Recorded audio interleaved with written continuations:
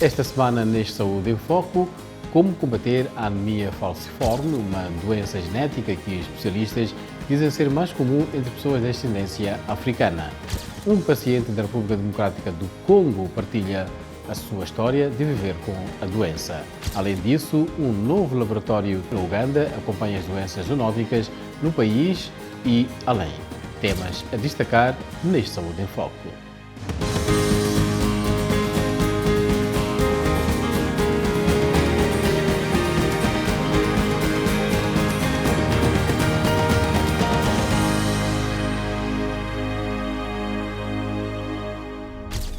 Olá e muito obrigado por se juntar a nós em mais um programa Saúde em Foco.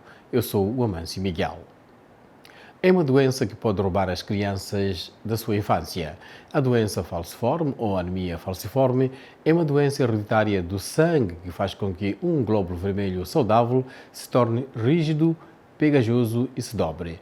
Essas células reduzem o fluxo sanguíneo em todo o corpo, criando dor e danos a órgãos vitais. De acordo com a Organização Mundial da Saúde, mais de 300 mil bebês nascem com doenças graves do sangue a cada ano. A anemia falciforme é uma das doenças genéticas mais comuns do mundo. Esta condição é mais comum em certos grupos étnicos, incluindo pessoas de ascendência africana, bem como os do Médio Oriente, Ásia, indianos e mediterrâneos. Se ambos pais tiverem genes característicos, têm 25% de chance de ter um filho com a doença falciforme. Cerca de 300 mil crianças nascem com a doença falciforme todos os anos, isto segundo a Organização Mundial da Saúde.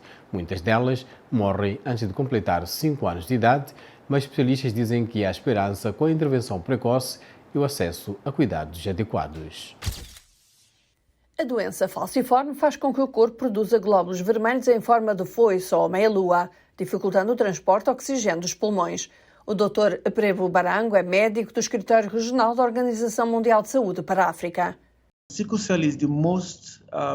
A doença falciforme é a doença genética mais prevalecente no continente africano. Globalmente, temos cerca de 120 milhões de pessoas com anemia falciforme e 60% delas estão em África. O Uganda tem lidado com altos índices da doença falciforme por mais de 60 anos e foi um dos primeiros países a reportá-la como tal em 1949, de acordo com a pesquisa publicada no The Lancet Global Health. Daniel Roy Odur é o diretor executivo da Fundação Sickle Cell Rescue do Uganda. Ele diz que os números ainda são muito elevados. No Uganda, 20 mil a 25 mil crianças nascem com anemia falciforme anualmente no país e dessas, entre 50% e 80% não completarão os 5 anos de idade. Between 50 to 80% do not cross to their 5th birthday. Especialistas médicos dizem que o diagnóstico precoce é fundamental para ajudar a reduzir o impacto a longo prazo da doença falciforme nos pacientes. No entanto, em África, a maioria dos países com alta carga de doença falciforme não possui triagem neonatal suficientemente abrangente. Odur diz que o teste é um aspecto essencial da estratégia da organização para aumentar a consciencialização. Estamos em campanha para criar consciencialização e sensibilização e ampliar os testes no país. Por mais que isso tenha sido feito, ainda existem outros desafios. Por exemplo, a falta de kits de testes em determinadas áreas. Existem opções de tratamento quando uma criança é diagnosticada com doença falciforme, mas os especialistas observam que obter cuidados certos pode ser caro e nem sempre acessível em algumas partes de África subsaariana, especialmente na área rural. O Dr. Barango diz que existem algumas maneiras de remediar isso. To decentralize care, to the lowest level of care.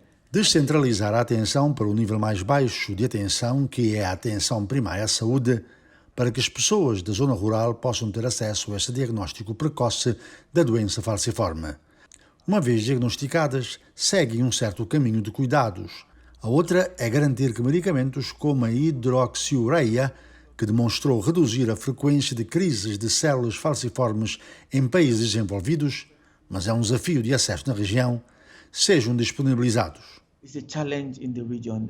It will also be important if hydroxyurea is made more accessible. As pesquisas mostram que pessoas com anemia falciforme são mais propensas a infecções. Um dos maiores problemas para uma criança com anemia falciforme é a ocorrência de derrames devido ao bloqueio do fluxo sanguíneo para o cérebro, que é mais crucial aos 5 anos de idade. Especialistas médicos dizem que a incidência pode ser evitada com transfusão de sangue.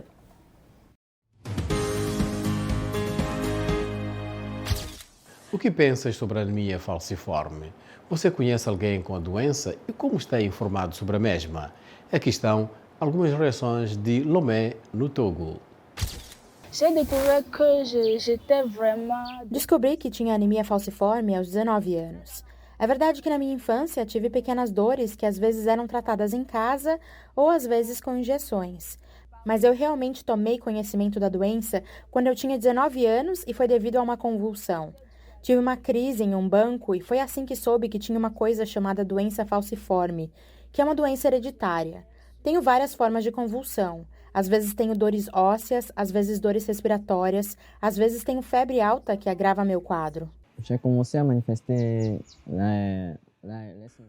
a manifestar a doença depois dos 2 anos de idade. Na altura eu não sabia o que era a doença falciforme. Foi por volta dos 8 ou 9 anos que os meus pais começaram a explicar-me o que era a doença falciforme e que eu tinha os genes SS.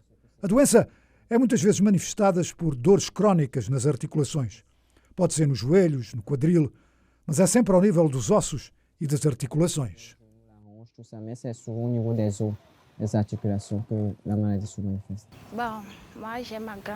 Tenho uma irmã mais velha que sofre de anemia falciforme. Muitas vezes, quando tem os seus episódios, não sei o que fazer para acalmá-la porque está com dores. Vamos ao hospital, mas também precisa ter meios financeiros, porque no hospital tem que se pagar primeiro antes de ser atendido. Para acompanhá-la, costumo garantir que ela está bem agasalhada antes de sair porque está frio.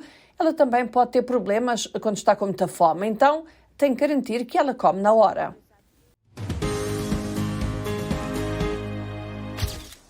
O Dr. Mustafa Boubacar Jamda é professor de Medicina Comunitária e Saúde Pública da Universidade de Abuja, na Nigéria. Ele partilha algumas ideias sobre a célula falciforme. The treatment options are usually conservative. As opções de tratamento geralmente são conservadoras. São para prevenir aquelas condições que podem levar o indivíduo a ter o que se chama de crise da doença falciforme. E quais são essas condições? As crianças devem ser prevenidas de qualquer infecção, particularmente malária. Uma vez que tenham alguma infecção, devem ser tratadas o mais rapidamente possível. E o nível de sangue também deve ser testado regularmente para que, quando ele estiver baixo, ele possa ser detectado e, se os pacientes precisarem de uma transfusão, que ela possa ser feita.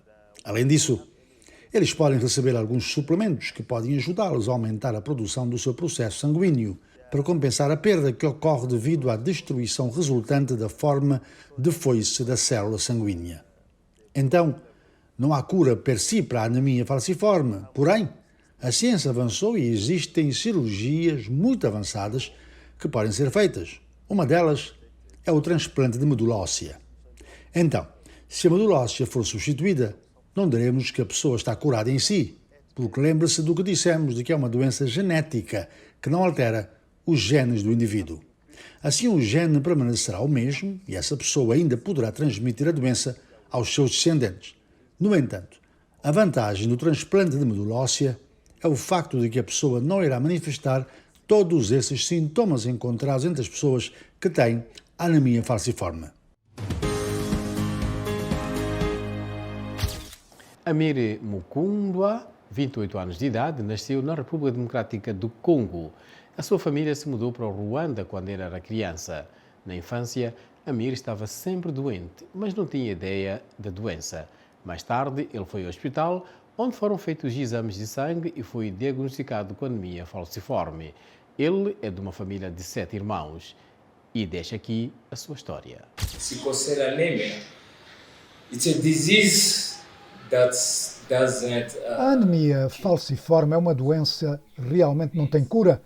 Você nasce com ela, vive com ela e você morre com ela.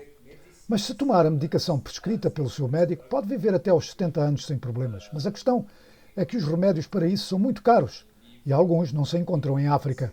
Quando estou em crise, choro sempre sem querer. Tenho 28 anos, vou fazer 29 e não se consegue controlar a dor. As minhas costas, as minhas pernas, os meus braços. Não consigo sair da cama para ir à casa de banho ou para comer e beber alguma coisa. Quando está frio, se está a chover ou acordamos com um tempo frio. Confia em mim. Então, é a pior parte.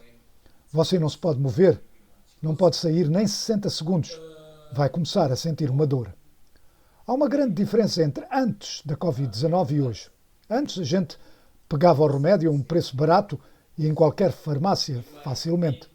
Contanto que mostrasse a eles o seu papel, que diz que você tem anemia falciforme.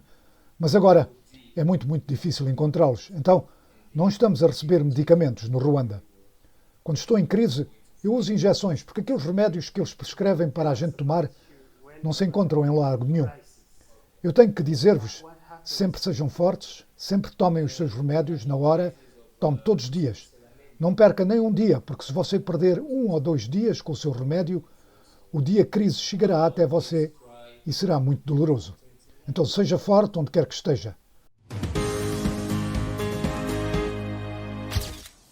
A varíola dos macacos e a Covid-19 aumentaram a sensibilização em todo o mundo sobre as doenças zoonóticas, aquelas que são transmitidas entre animais e seres humanos. O governo do Uganda construiu um laboratório que rastreia doenças zoonóticas em parques nacionais, onde muitas comunidades vivem perto de uma grande variedade de vida selvagem. Dentro do parque em Muia está este recém-criado laboratório de diagnóstico e pesquisa da Autoridade de Vida Selvagem do Uganda. O primeiro do género na região. Ele monitora os incidentes e atua como um sistema de alerta precoce para a transferência de infecções zoonóticas. Sam Mwanda é o diretor executivo do Uganda Wildlife Authority. Nossa capacidade de realmente recolher amostras e testar essas amostras para doenças era limitada. Muitas vezes, se não conseguíssemos obter apoio do UVRI, o Instituto de Pesquisa Viral do Uganda, em Entebbe, teríamos de enviar essas amostras para o exterior para podermos determinar qual doença nós tínhamos. Então, trabalhando com os nossos parceiros dos Estados Unidos, chamados DITRA, eles se ofereceram para nos ajudar a construir um laboratório do nível de Biossegurança 2 que foi construído em Moia. Esse laboratório agora está operacional.